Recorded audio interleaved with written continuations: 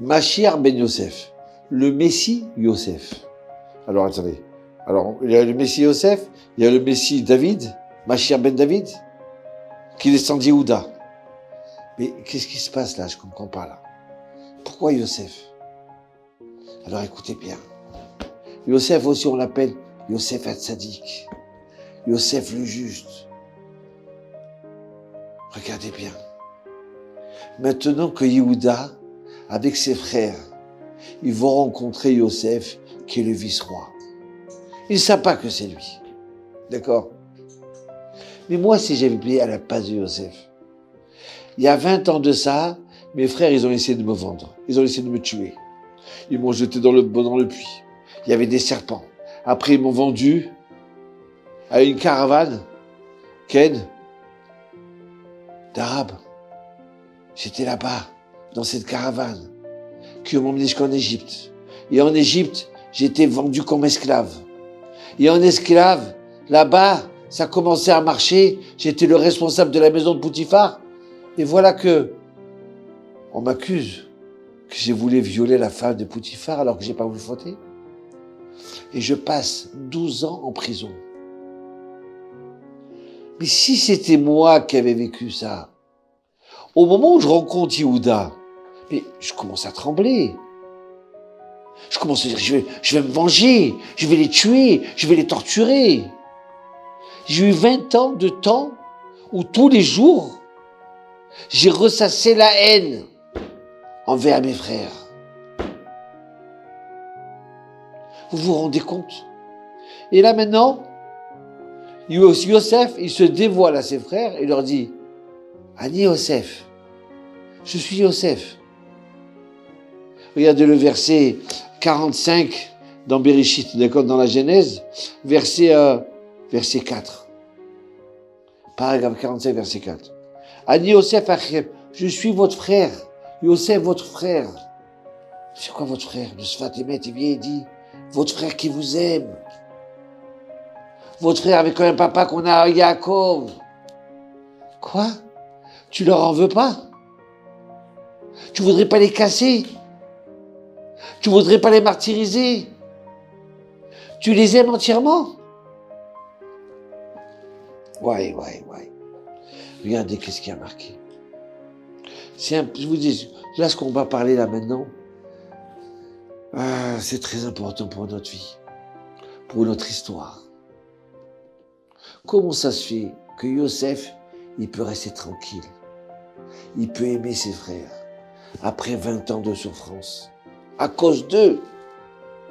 À cause de Yehuda. Comment ça se fait qu'il n'en veut pas? Moi, j'aurais vu une personne comme Yosef 20 ans après, je l'aurais vu déjà avec des tranquillisants, des médicaments pour se calmer. D'accord? Et là, il vient nous dire, regardez.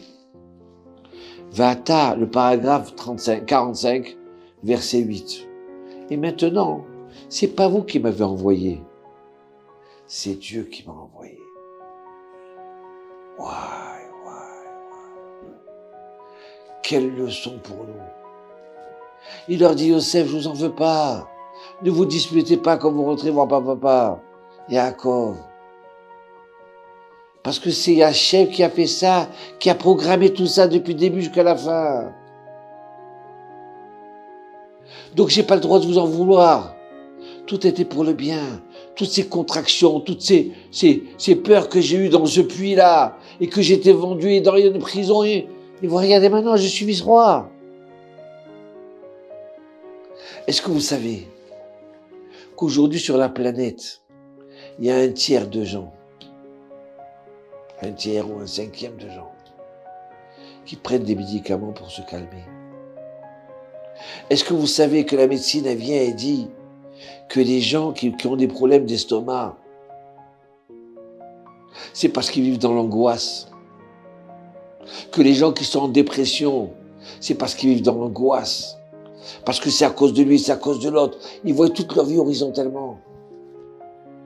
Est-ce que vous savez que même les maladies que la personne elle a, si elle avait sa émouna, Comme il dit le Chovot HaLevavot, écoutez ce qu'il dit le Chovot HaLevavot. Celui qui se fie en Hachem acquiert la tranquillité d'esprit.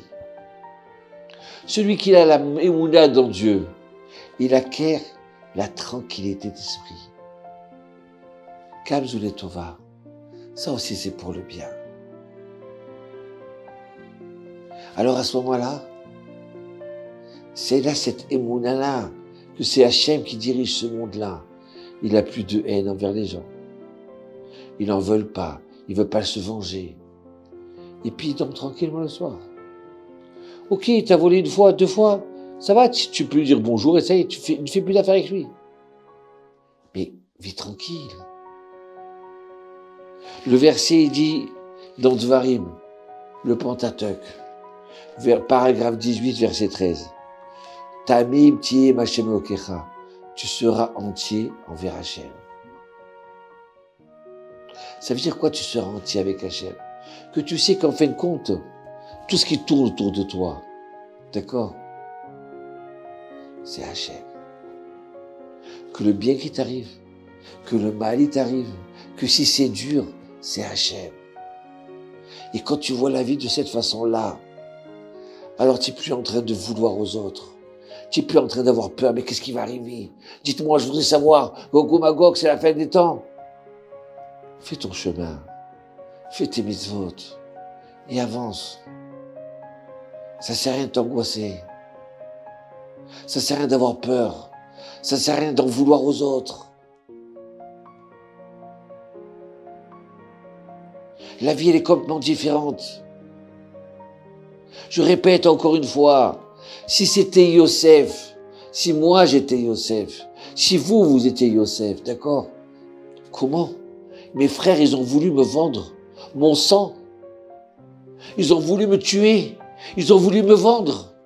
Et j'ai souffert 20 ans en Égypte comme un esclave, jeté comme un chien. Mais j'aurais ressassé ça tout le temps. Et j'aurais pleuré sur ma situation. Oui, je suis misquine, je suis plus avec mon père, je suis plus ça, pourquoi tout ça? Non, Yosef, il ne fait pas ça. Yosef, il voit Kamzou Torah. Ça, c'est pour le bien. Il m'a mis ici à Hachem, avec ça, je dois vivre. Je vais demander à mon rave. Je vais prendre conseil avec mon rave. Pourquoi tu veux tout comprendre, tout faire, tout décider, tout arranger, comme si tu te prends pour le bon Dieu? Et si des gens, quelqu'un vient sur la route, il t'a retardé, il t'a changé tes plans, tu avais tué. Il dit que Kamzou Tova, c'est pour le bien. Et confiance que tu as en Dieu. Ah oui, mais regarde ce qu'il m'a fait, regarde, je vais m'attaquer en justice. Laisse couler. Combien de gens ils sont malades? La médecine, ils disent, les gens qui vivent sereinement, même quand ils tombent malades, ils guérissent plus vite. Et ceux qui vivent dans l'angoisse, qui pensent qu'ils vont tout organiser, tout préparer. Donnez-moi un médicament. Mais c'est le jour de mariage de votre fille. Non, mais donnez-moi un médicament, il faut que je me calme, il faut que je me calme. Parce que les fleurs, elles ne sont pas roses comme j'ai commandé. Il va porter les fleurs qui sont roses d'une autre couleur. Rose blanche. Je ne l'ai pas voulu comme ça. Eh bien, Kamzou Tova. Vous comprenez?